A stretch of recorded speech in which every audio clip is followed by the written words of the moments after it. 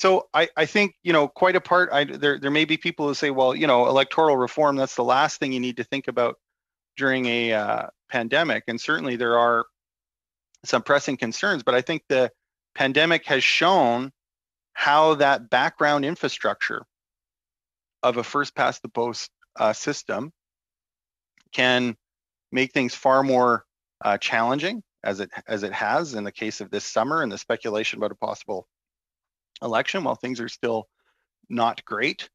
And it's also on the positive side shown just how well minority parliaments can work. And I think that ought to give Canadians cause to think hard about what kind of voting system they want, what kind of change is possible, and how well things can work if we adopt some of the practices that aren't, new and theoretical. They're being practiced elsewhere.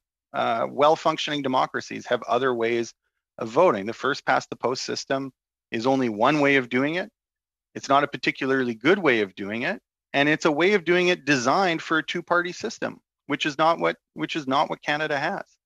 So I think it's about time that Canada had a voting system that was well adapted to the actual political preferences of Canadians and to the political practices of our elections and of our parliament. So that's why I'm excited about this motion. I'm really glad to have worked collaboratively with Fair Vote Canada in order to design this motion.